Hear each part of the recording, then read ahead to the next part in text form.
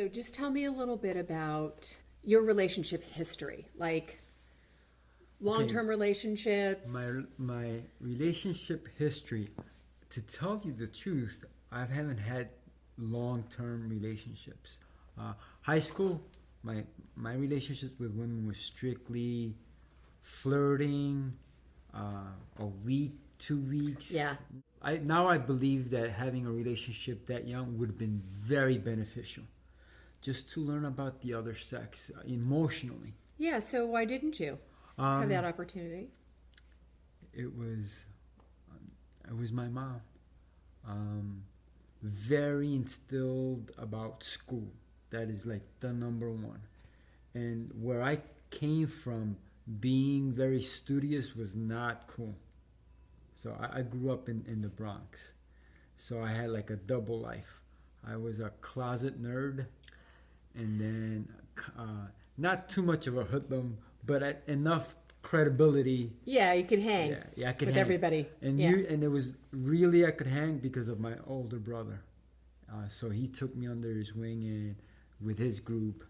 But in terms of girls, it was just, they were just there to be looked at, and they're pretty and you want to kiss them, but nothing of a connection. Nothing of a connection in terms of like, I'm in love or anything like that. That happened in college. How would you describe your childhood? The way I remember my childhood is really good. My mom was very domineering, and because of her, I feel like I have this, a woman is like very, sacred and stuff like that, versus they're real. They're just women, No, we're more than that, actually.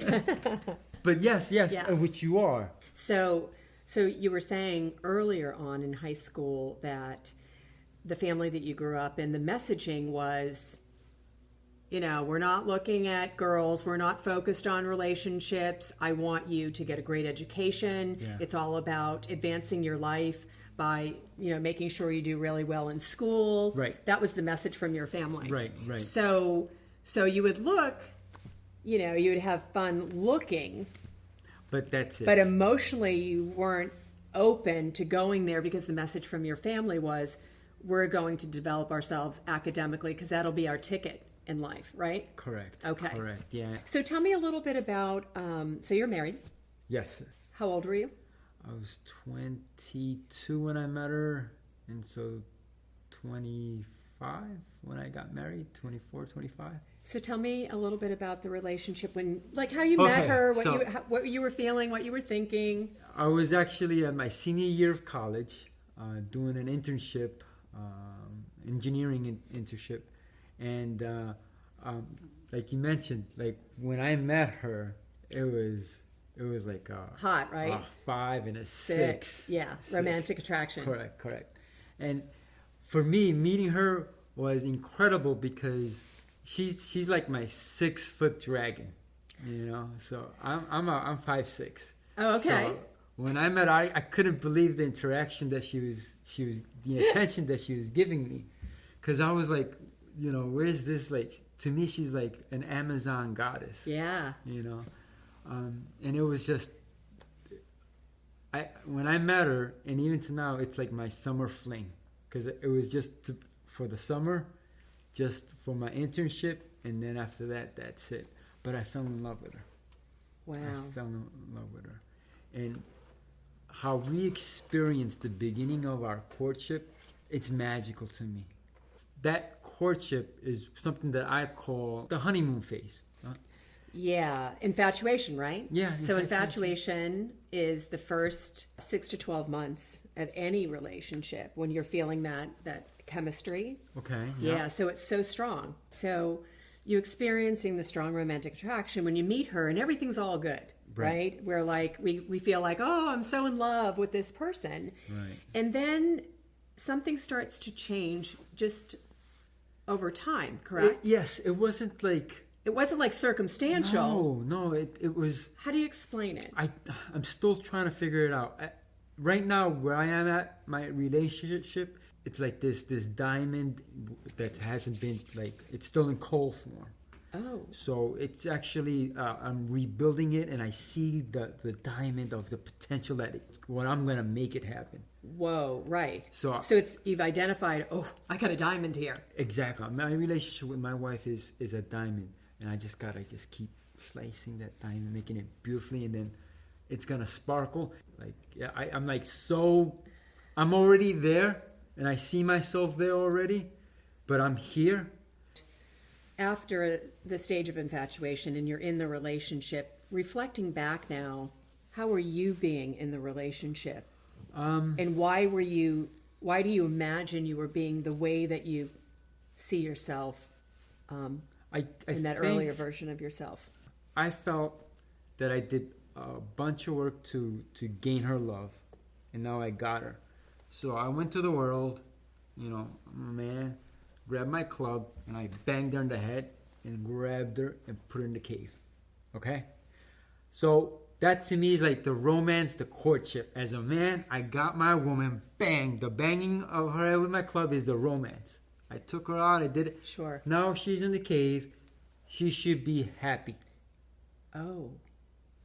Everything that happens now, she should be just happy. I don't need to romance her no more. I don't have to win her over anymore. I don't have to win her over anymore. Yeah, I won that. I won that, right.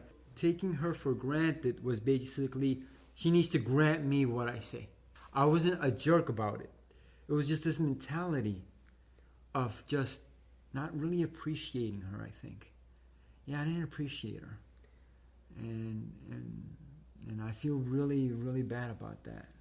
I thought my being a good man in a relationship was, I'm not a drinker.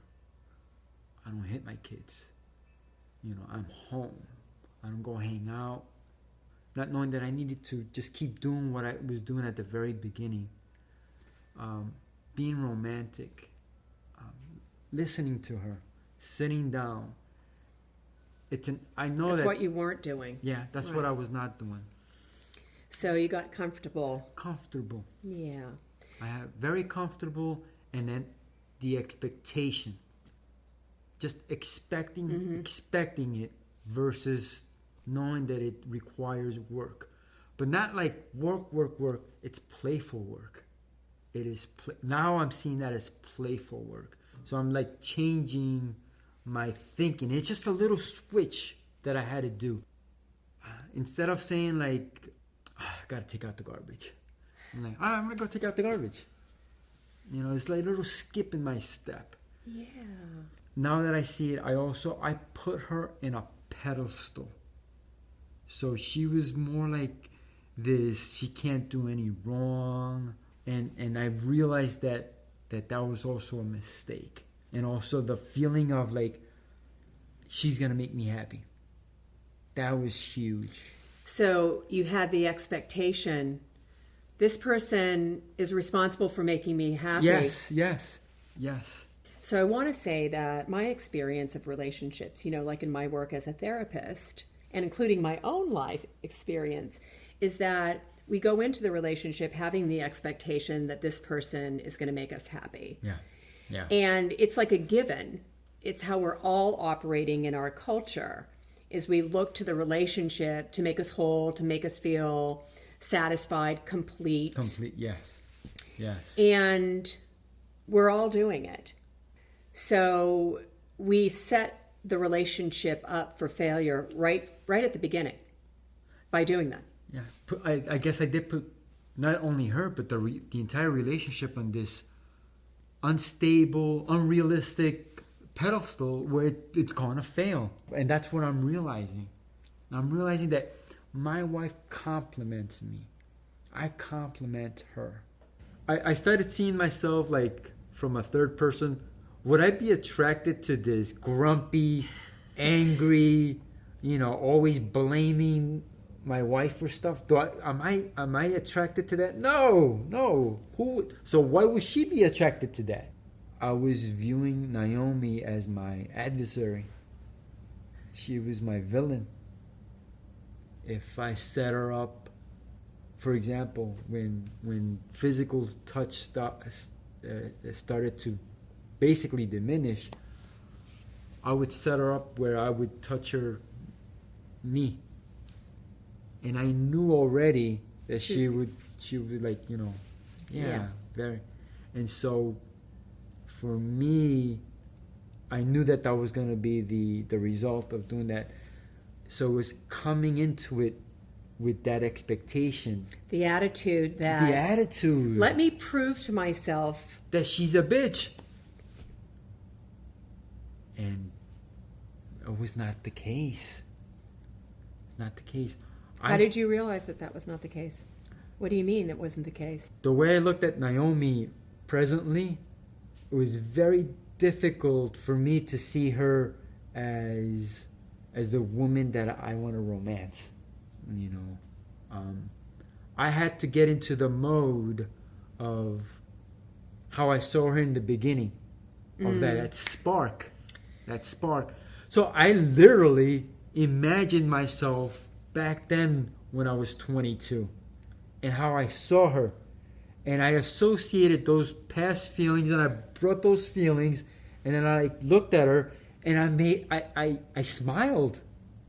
So it's like you were recreating that spark. Based on that, really remembering what that was for you back then. Going back to how I felt about her, I'm able to remember those feelings, those butterflies. Right. Those, like, when she walks into the door, there's my lovely wife. Oh my gosh, she's with me. Right. And I started just feeling really nice and fun. And wow. I just started touching her. Even when she said no, I was like, okay, but I didn't take it personally anymore. Okay, that's super important. Yeah, I wasn't taking it personally. It was like, okay, that's where she's at. Fine. And so you're like, I'm going to create this. Yes. I was going to come in, see her as the woman that I love. I was going to caress her. I was going to touch her, even if she kind of just like, pulled away. Yep. But I was becoming who I wanted to be. So what happened? Like, how you noticed that something was to a particular point? To be very blunt and honest, it was when she said, no more sex. That was huge to me. She like straight up said that to you? She said that, no more sex. And then how did you respond to that? This is bullshit. Right? This is bullshit. Yeah. And it came down to the whole, I got you. I married you. You owe me. It's expected of you. Right. It's expected of you. Right. What are you talking about? You don't get to say no. Right. This is your role in the relationship. Right. This is your responsibility. One of your responsibilities. I'm taking it for granted. I didn't understand about keep the romance going. It was just an expectation. Right. Where you can't cut that away from me. You cut that away from me, I got issues. And stuff just started bubbling up. I started getting resentful, more angry, frustrated. This was very confusing because I'm getting a lot of attraction from other women. Attention. Oh, yeah. okay. I was getting a lot of attention from other women. Mm-hmm. And I know that I've transformed, but I didn't want other women. I want my wife. I love my wife. And I didn't understand. It was so painful. And confusing. Very confusing. To the point where she said, I'm not attracted to you anymore. She did? She said, I am not attracted to you anymore. That was devastating. My world just collapsed. And like, we went to therapy. So then what occurred for you? Like, what was the moment where, so I did a little bit of therapy, and like, what happens next? Naomi heard about a workshop, and I was hesitant at first, just because I can fix this myself. Right. I did therapy, and look how we are. We just need a little bit more. Mm-hmm. But she was done. She was done. 2016 was the year we were going to get divorced. So this year was the year we were going to get divorced. And What do you mean it was the year you were going to get divorced? we were so in friendly terms. Friendly terms. That you started to have a conversation about not being together? Like- yeah, obviously this has run its course. Exactly. And I love you as a person, and you're the mother of my kids. Yeah, I started thinking of, okay, how am I as again thinking of myself as a single person. I wasn't the man that I thought I was, and realizing what the man that I wanted to become. I want to be an incredible dad, and I want to be an incredible husband, and I am becoming an incredible dad, and I am becoming an incredible husband, and I know and I'm seeing that I am an incredible dad, and I am an incredible husband. Because I've also picked up some materials where if she associates me with anger, or she associates me, whenever I come in from, Sure. I open the door and I walk in, what is she going to see? She's going to see Al, or she's going to see Al. And that was huge. Wow. So that dumping, blaming, I need to be right. Not to say I don't do this, I still do it, but it's minimal. Yeah. It's minimal. And when you notice you're being that way, what do you do now? It's just being aware and that pause. So then it's like you have a new awareness about how you're being, and then you make the adjustment inside. So it's not like you necessarily have to go, I was just being a jerk. Yeah. So it's like you make the adjustment within yourself. And even if I'm a jerk, I can do what you just did. I'm being a jerk. Exactly. And owning owning that error. I'm coming into my marriage now with ownership. And you're now just living, this is my relationship. This is my relationship. I am the husband. She is my wife. I have kids. And this is my commitment. This is my commitment. This is my diamond. The diamond is my relationship. She's my diamond. I'm the diamond. My kids are my diamond. My relationship with my wife right now, it feels solid. It feels, when we have a fight, before I felt so on shaking ground. Yeah, fearful. Now, I messed up, but I own it, but it feels solid, Isabel. It feels, it's workable. It's not scary. It's not scary anymore. It's not scary anymore. No, it's not scary anymore. Yeah, so relationships aren't perfect, right? Right. Yeah, the bottom's going to drop out sometimes. Right. But it's about how we repair that, quickly repair that. Wow. And again, that diamond's going to grow and it's going to sparkle. And you're going to polish it. Yes. And that's what you're committed to. Yes. On the scale of emotional maturity, share with me how you were being in your relationship before you started to take ownership and do some work, and who are you today? How do you see yourself today? Where are you at? On the emotional maturity scale, the way I see myself is the beginning of 5. I'm at that point of 5. And I want to be all of 5. Solid 5. A solid 5. Yeah. A solid 5. And understanding when I go from a 4 or 3 or 2, that I can easily go to a tool of breathing or connecting. Just connecting. Mm-hmm. Just going to my wife and like, hey baby, I'm really sorry about that. This is why I'm acting. The reason I reacted that way is because you came into the office and I was on the phone. Yeah, sure. So I'm. Yeah, communicating. Communicating. Yeah. Communicating. So yeah, You're inspired. I'm at a 5. Awesome. So. Well, Al, you are really inspiring to me, and I really appreciate what you said about, where you came from and how you were just stuck, kind of being a certain way, having certain beliefs, and you were really inflexible. And you had some courage show up in your life, and maybe that was through frustration and anger and sadness and fear. But however it happened for you, you had some willingness. There was a part of you that was like, no, I'm going to win this. I'm not giving up. I'm not a quitter. There's something that I need to get about myself, about relationships. And that's really what I'm up for.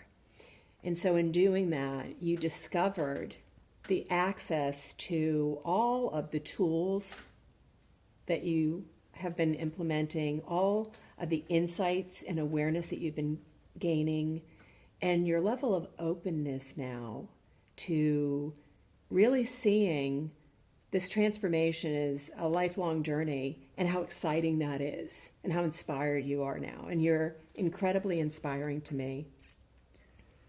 And I just want to thank you for sharing about something very personal for you. Yes. And to let through your story and through your sharing, how we can all see ourselves inside of your life, what you're talking about. It's not about being a guy or being a woman. It's about your struggle, your courage, and what you created for yourself is like magical. And love is not something that just happens. We create it. We own it, and we make it that way, and we never settle for anything less than it being what we need it to be. And however we need to, make that happen, whatever the pathways are, it's our responsibility. That ownership is so key, because now that I am owning this, I know that it's responsibility. And that responsibility, it might have been something that I was fearful of. But knowing these little steps that have changed my marriage, it's transformed it. It's magical. It is magical. But it's magic that I control, So for you, what is love? For me, love is connection. Love is warm. Love is my wife. Love is my kids. I see them and I see love. And I love that. That's what love is to me.